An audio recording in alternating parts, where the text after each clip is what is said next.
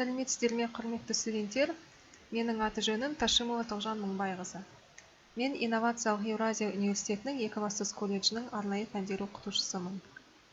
Психология пәні тақырып нәрестелік кезең.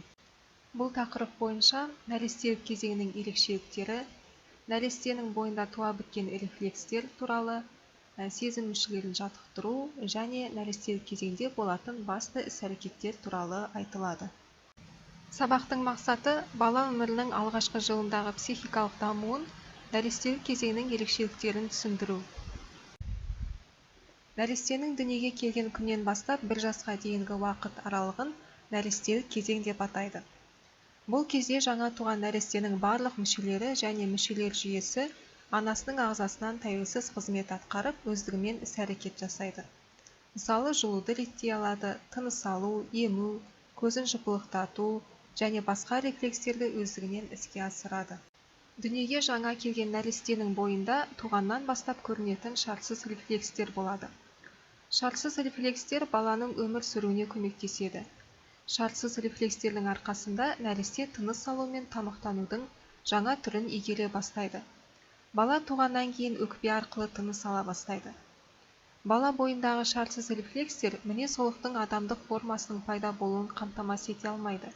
Бұл баланың хайуанаттардың арғы атасынан тұқым қуалайтын атовизмдік рефлекстер болып табылады. Нәрестедегі туа біткен рефлекстер, яғни шартсыз рефлекстердің 5 тобы бар. Ол қорғаныш рефлексі, яғни алғашқы күндері бала терісінің қатты тітіркенуі, дененің қорғаныш тартынысы, қабағын түйуі, жарыққа қарашықтың кішіреюі және тағы да басқалары. Бағдарлау рефлексі, яғни жарық көзіне немесе дыбыс шыққан жаққа баланың назар аударуы. Келесі үшінші ему рефлексі, яғни бала аузына салған нәрсені сора бастайды. Төртінші жармасу рефлексі, яғни алақанына тиген затқа жармасу, қолын қармау. Және итеру рефлексі, яғни еңбектеген кезде табанына жанасу рефлексі болып табылады. Бала туғаннан кейінгі алғашқы апталарда көп уақытын ұйқымен өткізеді. Жаңа туған баланың көру аппараты мен есту аппараты өмірінің бірінші күннен бастап қызмет еткенмен, олардың жұмысы әлі де жетілмеген. Көру реакциясы жақын маңдағы жарықты ғана, есту реакциясы тек анық дыбысты ғана сезеді. Кейін бұл реакциялар 1 апта мен 1 айдың ішінде тез жетіледі. Қармау, яғни бұл да баланың дамуында маңызды рөл атқаратын іс-әрекеттің бірі. Баланың психикалық дамуына сыртқы дүниемен өзара әсер ету қабілетін дамытуға қажетті қозғалыстары саусақтардың тітіркенуінен пайда болатын қармау негізінде басталады. Баланың еңбектеуі қолдың қозғалысынан басталады. Бала көңілін ауған нәрсеге ұмтылады. Қолын кезек қозғап, алға немесе артқа жылжиды. Сезім мүшелерін жаттықтыру. Жаңа туған нәрестеге сезім мүшелерін жаттықтырудың маңызы зор. Егер органикалық қажеттілік жеткілікті дәрежеде қанағаттандырылса, онда олар өздерінің жетекшілік мәнін жойып, ортаның қажетті, жаңа қажеттіліктерін игеруге көшеді. Яғни әсер алу, қимыл, үлкендермен қарым-қатынас жасау. Осындай іс-әрекеттің негізінде баланың психикалық дамуы жүзеге асады. Баланың сезім мүшелерін жаттықтыру арқылы сыртқы әлемнен алынатын әртүрлі сигналдар миға өтеді. Егер бала сезіммен байланысты оқшаулауға тап болса, онда оның дамуы тежелейді. Егер керісінше сәби жеткілікті әсерленсе, онда бағдарлау рефлексінің тез дамуы пайда болады. Және кейінгі қимылдарды меңгеруге және психикалық процестер мен сапалардың қалыптасуына негіз болады. Сол себепті үлкендер баламен сөйлесіп, оған бір затты жақындатып, ашық түсті заттармен ойнатқанда, олар баланың бағдарлау рефлексін дамытуға және психикалық дамуына оңтайлы әсер етеді. Келесі баланың нәрестенің дағы бір ерекшелігі жылау. Баланың туған кездегі жылауы бастапқыда шартсыз рефлекс түрінде болады. Ал кейінгі баланың жылауы оның қарын ашуымен, немесе жаялының сулануымен және тағы да басқаларымен негізделеді. Сонымен қатар жылау әртүрлі қиналудың, дененің ауруының табиғи белгісі болып табылады. Жылаудан кейін ұнамды көңіл күйді білдіретін жымиып күлу пайда болады. Жымиып күлу сәби дүниеге келгеннен кейінгі Бірінші айдың соңы мен екінші айдың басында баланың көзі бір нәрсеге түскенде немесе үлкендердің жылы сөз айтып еркелете шақырғанына жауап ретінде байқалады.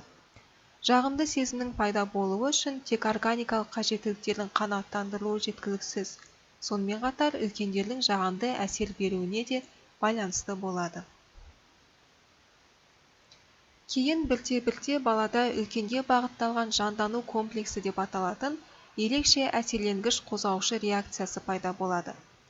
Жандану комплексі дегеніміз баланың өзіне қарап еңкейген адамға көз тоқтауы, оған жымиып күлімсіреуі, қолдары мен аяқтарын қозғап, жай дыбыстар шығаруы. Бұл баланың алғашқы әлеуметтік қажеттіліктері. 7-10 айда бала үлкендердің сөзін, қимылын бақылайды. Өзіне әсер еткен қимылды қайталайды. Сонымен қатар эмоциялық көңіл-күйі жақсы болғанда бұлдырлап сөйлей бастайды. Бұлдырлау арқылы баланың бірте-бірте ерін мен тілдің қимылы және тыныс алу жетілдіріле береді. Соның нәтижесінде сәби келешекте кез келген тілді меңгере алады.